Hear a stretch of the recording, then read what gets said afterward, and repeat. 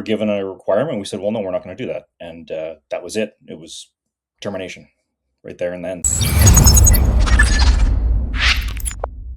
We are joined by Matt Alexander. Him and his wife were fired from teaching by the Renfrew County District School Board for refusing to celebrate and affirm LGBTQ values. Matt, welcome. I'm so happy that you did what you did. I'm going to start right there. Good for you. Good for you and your wife. Good for you. Thank you. Really, there wasn't much to it. I mean, we were just doing what was right. We were asked to do something that was outside of our moral boundaries, outside of that which our faith required, and to me, common sense would require. And we just said no. So, what was it exactly? If you want to take us through, because that happened in 2023. That's right. And you guys are still going through it. You're defended by the JCCF, which the Justice Center for Constitutional Freedom. We had John Carpe on the show yesterday. We probably have had him 7, 8, 10 times over the past few months. He's our guy. We absolutely love the JCCF. So I was very happy to see that they were representing you and your wife. But if you want to bring it back to what actually happened and what is it that they wanted you to celebrate and affirm? Yeah, so I was given a call on a Monday night after having taught in school all day long and got told just to not come back into work. I wasn't told why. There's no reasoning given. Just don't show up, make plans for 3 days so the kids can keep going, and don't you return.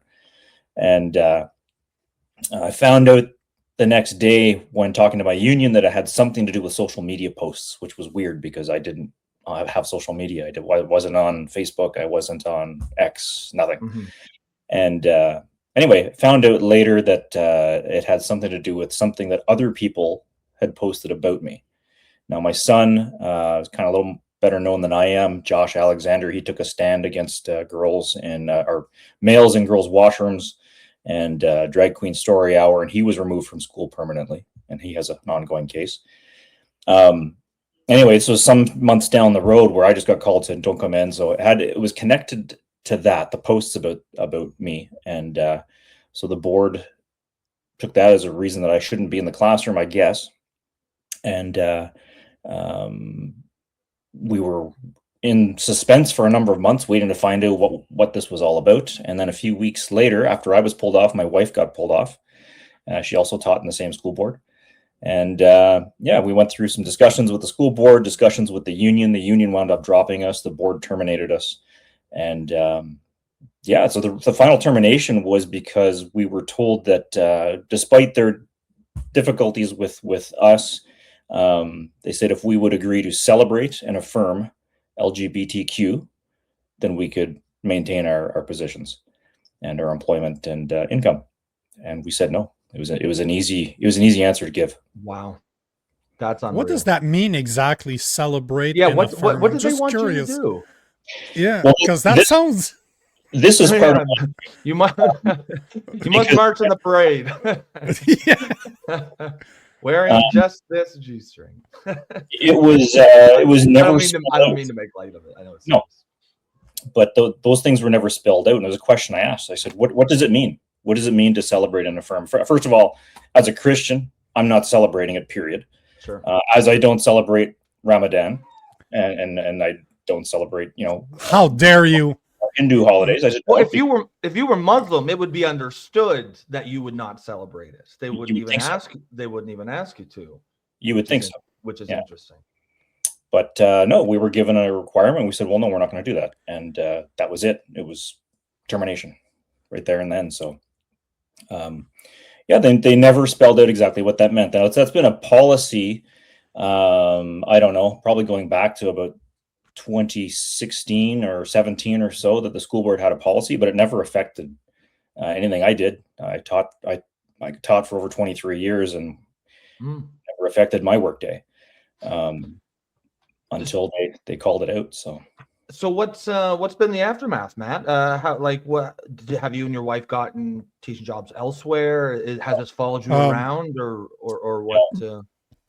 No, absolutely. I mean, you can't get hired as a school teacher when you've been fired for not supporting DEI, LGBTQ. I mean, you need to be Insanity. towing the alphabet line, or you're not employable. So no, we've been doing some retraining, doing some different things, but yeah, no, it's been a struggle. We had to sell our house. We had to completely reestablish our life in different ways, and it's a work in progress. It's, it's one of those things that blows my mind. Absolutely blows my mind that I need to reaffirm the mental illness of individuals. We literally live in a world, and this is me saying this. I know you have an open case. This is me saying it. This is not you agreeing with me. This is me passing a comment saying that it is insane that we need to reaffirm insanity. And it's the same, to me, it's the same thing. I'm a gym rat. I've always been in shape. I've competed in martial arts. So to me, I take very good care of myself. And it's the same thing as going to see someone that's anorexic or bulimic and say, you know what? You're too fat. You know what? No, you're not throwing up enough. I think you should throw up. You know what? Yeah, no, throw up more. You need to throw up more. You're too fat. It's the same thing. We would never do that. Yet we reaffirm this type of mental disease, mental illness, and it is recognized as a mental illness. This is not like hateful to say. It's in the DS5. If you look at the medical definition, it is a mental issue. But we literally live in a country where the asylum has, like, the patients are running the asylum, and people like you are paying the price for having values. It's insane. Absolutely insane. Well, it borders on a thought crime. Right? If you don't think 100% according to groupthink, then you are ostracized. You are removed. As a Christian, it's a mandate for me to share the gospel of Jesus Christ, to share that Jesus died, was buried, and rose again for the salvation of sins. I'm mandated to share that. Well, when I go to the work, I don't impose that on the kids who are there. That's I'm on the clock. I'm being paid. That's not for me to share a personal view, but I am required to adopt, not just accept or respect, but to adopt another person's viewpoint on a biological matter. And it seems out of line. I think you nailed it on the head there, Matt, when you said it's not about respecting. Because I've seen lots of people who have been fired from their jobs or so-called canceled or whatnot, and they're perfectly respectful of the fact that LGBT people should have the same rights as everyone else, but that's not what's being asked of them. It's like, I guarantee you that where they said celebrate the LGBTQ community, it almost guaranteed, if you had really dug into that, it would have been something to do with saying that men can become women and women can have penises, men can give birth, because that's really all they care about these days anyways. They don't even care about the regular gays, as JD Vance might say, the normal gays. Now they're hating on them, because even those people are saying, no, this trans stuff is insane. Like, men cannot become women. Women cannot have a penis. That has nothing to do with being gay. And so, like, obviously, I understand as Christian, your main concerns are sort of religious in nature, but there's also an argument to be had just on fundamental truth. If you value truth, you should be opposed to this. You should freedom not of thought. Freedom of thought. You don't need to be a Christian to be in this dispute. I mean, it's 100%. Yeah, absolutely. And this is the part that is very hard for me to comprehend, because to me, the whole LGBTQ agenda is a religion. It takes a lot more faith for me to believe that a man can become a woman and a woman can have a penis than believing in Jesus Christ. I'm a Christian. It takes way more faith to believe that a man can be a woman than to believe that Christ died on the cross for my sins. That's my view. It is a religion that you're not allowed to question. And I'm going to concur with what you said and what Rob is saying. You are not bringing your personal beliefs at work. Why are they allowed to do that? Why does it only run one way it's only one way? Okay, I have personal values, sure. Does that mean I'm going to indoctrinate your children into my values? No, but that means the same thing to you. It's the same. This goes both ways. It's not just one way. And I got to say, now that I'm thinking about it, I did not realize that your son was Josh Alexander. Man, it runs in the family. You did something right, brother. You did something right, because he was at I was at the NCI last year in Kitchener, Waterloo, and he gave a speech there. Good for him. It makes sense now. I fully understand where he gets it from, because it's always like that, right? When you see a 14 or a 16-year-old do this, go in front of women bathroom and refuse the little boys to go in there, you know he was taught right. You know somebody at home, most of the time it's the father when it comes to a boy. So good for you. It makes me happy that it's that he's your son. Good for you. Good for you, man. Because you did something right. You absolutely did something right. Proud of that for sure. Thank you. Thank you. So right now you're with the Justice Center, because that's something, there's quite a few comments that are saying, hey, lawyer up, told them, bring them to court. Guys, just so you know, he is. This has been ongoing since 2023, and he's with the Justice Center for Constitutional Freedom, which John Carpe, their president's friend of the show, he comes here. He was here yesterday with me arguing about Bill C-9. And that's where I wanted to ask you, what do you read bills? Do you look at the bills that are being pushed by our government? I generally do, yeah. So did you read Bill C-16? Because considering what you're in trouble for, or you got in trouble for, Bill 16 wants to reaffirm gender and prevent violence against anybody that's not heterosexual, not white heterosexual. Let's be honest here. No. And Bill C-16 is not good for teachers like you. Like, this is absolutely terrible for guys like you. Interesting what they mean by prevent violence too, because violence these days doesn't seem to mean the dictionary definition of violence. It's expanded.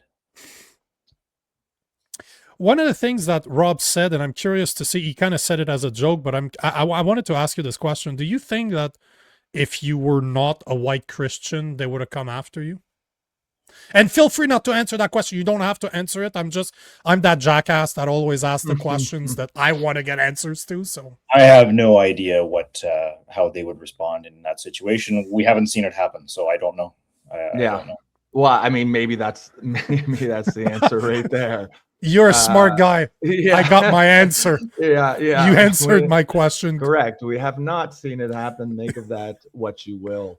Matt, what, and again, this is another one of those, feel free not to answer or whatever as you see fit, but what is the sort of updates you can give us on the court case with the Justice Center? I know it's probably a bit hush-hush, but if you're able to tell us anything. I can give a general update. So we have, there's 4 actions going on, 2 for myself and 2 for my wife.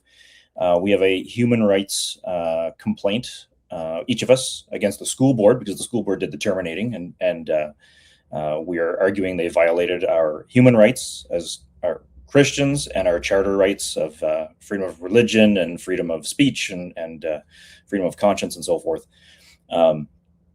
So those cases are filed, and they're sort of on hold as our other cases against the union are underway. So the union case is actually live and active, and they're waiting for an outcome on the cases against the union until they can proceed with the human rights complaint. So so we've taken the union to the labor board, each of us, because they began to handle the case through the regular processes and then dropped us in terms of our charter rights and human rights. They didn't want to touch those matters. So we're no longer members. We're gone. We're done. And termination stands. So we're taking them to the labor board to see if we can get some action done on that. It'll be a tough battle, but we're fighting. We got a comment that I don't know if you're able to address, but you steered the soul as saying, here's something most Canadians don't know.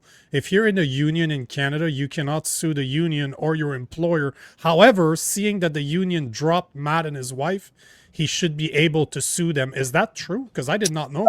It's largely true. And that's what people always tell me when they find out this happened, right? They say, well, sue them, sue their pants off. It doesn't work that way. When you're unionized, so the commenter there is correct, you have no rights.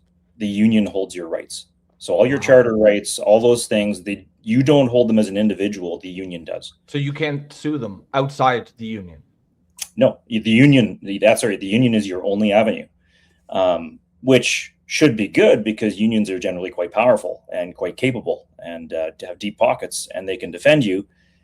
But when they choose not to, you're stuck with really no avenue except for the Human Rights Tribunal, and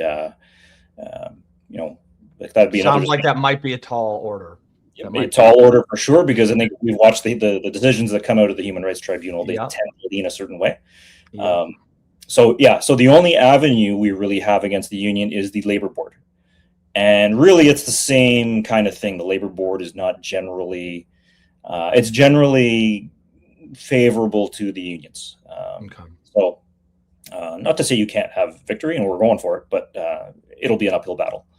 So yes, they're not addressed his comment. I'm not sure, but yeah, that workers should be aware. We got a lot of unionized workers in Canada. You don't have any rights. The union does. Wow, that's crazy. Do you have any recourse to sue the government directly, considering that you're provincial employees, right? Teachers, technically, they work under the provincial government.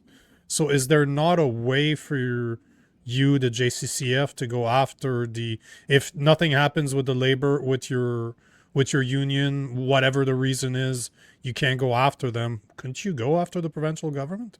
Well, I'm not a lawyer, but given the discussions I've had, the short answer is no, but there may be a possibility. Yeah. Just the but. Again, we deal with the JCCF all the time. We've had a bunch of their lawyers too on the show. So your but it answers the question. There's always a way through. And especially now, I don't know if you saw that. I have to read a bit more into it, but it seems that there's a lawyer that's going after the government again for using the Emergency Act unconstitutionally. That came out, I believe it came out today, that it might be accepted to go after them. So that kind of opens the door to cases like yours. If you can really go after the government directly, that could be good. That could be good for your case. But I'm very happy that you're with the JCCF. I have a lot of faith in those lawyers. Yeah, we got good. If I ever get in trouble for what I do, this is definitely who I'm calling. Sure. I shouldn't laugh at this. I'm sorry. I'm not trying to downplay what's happening to you. I'm happy that you're probably very well taken care of. I'm happy that your son is who your son is. It makes me happy to know that you did the right thing. It runs in the family. Let's say it that way. It runs in the family. Sorry for my words, but I fucking love it. I absolutely fucking love it. Love it. Matt, just some of the comments here. We get a lot of Alberta listeners saying like, "Come to Alberta, come to Alberta." Have you guys gotten any thought just to moving, kind of starting somewhere else, or are you kind of rooted there pretty good? Yeah, we're evaluating. We're looking at things, looking at options for sure. Yeah, I've had a lot of people from Alberta say, "Come on out here." Yeah, we'll see. We'll see. I've gotten that invitation quite often to go to Alberta too. I'm from Montreal.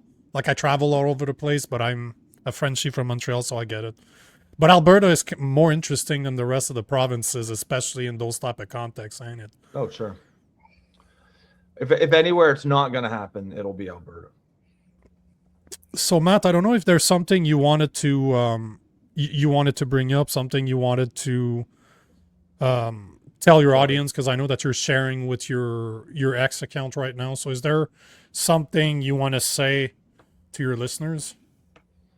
Well, I think probably already said one of them is for all our unionized employees out there, and there's millions of them across the country. Kind of look at your situation and realize that though they say Canada's a free country, if you're unionized, the freedoms that remain that haven't been stripped by the government already, they're not yours. They're the unions, and consider that as you move forward. And I guess my general thing I always tell everybody is we live in a culture that is so stricken with fear that it's time to break that. It's time to break that, and it's time to speak up. It's time to speak your heart and consider, instead of worrying about what the consequence for you is next week, think about what the consequence is for your children in 10 or 20 years. And Canada's in a situation right now where what is going to be left to our kids is terrifying, frankly. it's terrifying. The Well said. nation will not be anything like it is now, and what we have now is nothing like what we had when I was a kid. And we need to really wake up and try to deal with that. Yeah, I think just before we let you go, Mac, you look like you're about our age group, that early 40s, maybe late 30s on a good day age group. So I actually feel like, you know, with men of this age group in this country, we really do have to speak up because we still remember that world, right? That memory's not going to, we're probably the last ones who do remember that world. If you're even 10 years younger than we are, I don't even really think you were old enough to remember that world. So, you know, we're really the last chance. You know, I think I have nothing but respect for the way you and your wife stood on principle there. So just wanted to say that we appreciate you, and hopefully we hear from you again. Sure, anytime. Reach out, Matt. When you have updates, we'll happily have you back on to speak about it, no matter what the update is. If you want to do, I'm throwing it out there, if you want to do an episode with you and your son, hey, I'm down. I'm really down. I would love to talk to your son. Your son's awesome. Yeah. I absolutely love people his age. It'll be a friendly environment here. Oh, yeah. We're That's both another boy statement. dads. Yeah.